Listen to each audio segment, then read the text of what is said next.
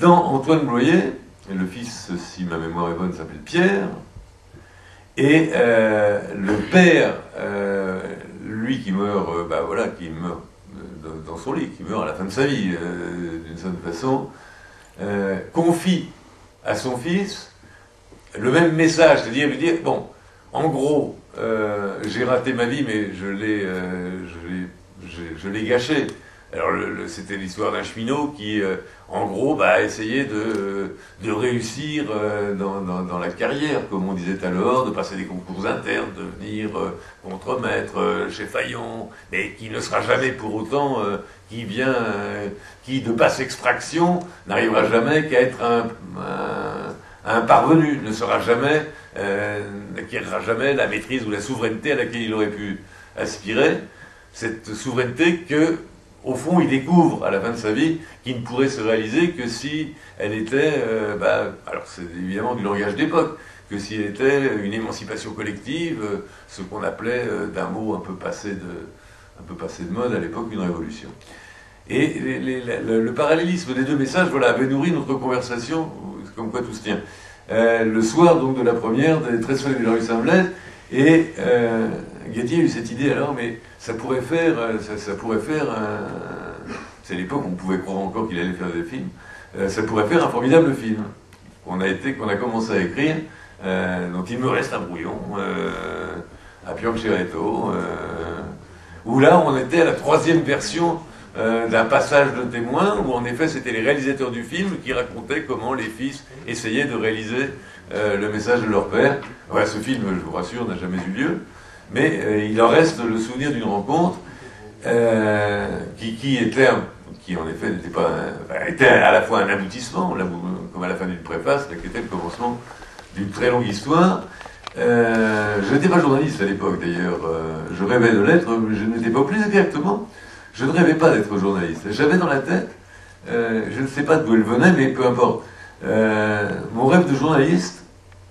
était le rêve d'un journal et l'illusion ou l'utopie qu'un journal pouvait... J'étais très ému de voir la préhistoire de Libération, l'autre, celui qui est né dans les années de résistance. Mais on voit bien quand le groupe qui se réunit pour faire un journal pense qu'avec un journal, ils ont une arme pour se battre contre l'occupant. C'est ni un revolver, ni un bazooka, ni une bombe. Ça ne veut pas dire que les autres sont inutiles, mais que des intellectuels ou des journalistes, des gens dont les mots sont les armes, se disent la manière d'en faire une force, c'est de créer un journal. C'est une illusion qui a longtemps perduré. Aujourd'hui, évidemment, plus personne n'imaginait des choses pareilles, mais dans les années 60, on pouvait croire encore à cette idée qu'un journal était une arme. En tout cas, c'est une idée à laquelle je croyais très fort, ignorant tout du journalisme. Et c'est sur ce thème-là, donc la rencontre suivante s'est faite, mais entre-temps, on avait déjà fait pas mal de choses en commun, mais en Belgique notamment, avec Luc Dardenne qui est là, mais il en parlera tout à l'heure. Et l'idée, alors le film, lui, ne s'est pas fait, mais en revanche, une pièce de théâtre s'est faite autour précisément de ce thème du journalisme et de ce à quoi sert ou à quoi ne sert pas, ou à quoi dessert un journal. Alors cette pièce qui s'appelle Le Joint, autour duquel d'ailleurs beaucoup d'interprétations ont été faites sur le titre, qui n'ont rien à voir avec l'usage familier et ergotique du mot, mais qui a une autre histoire. Le Joint racontait... Le Joint, c'était un journal dont les articles, dont les articles devenaient les personnages d'une scène de théâtre, la scène de théâtre étant la mise en page du journal. Alors dit comme ça a l'air un peu abstrait, ce l'était d'ailleurs, mais sauf que le sujet qui allait peu à peu habiter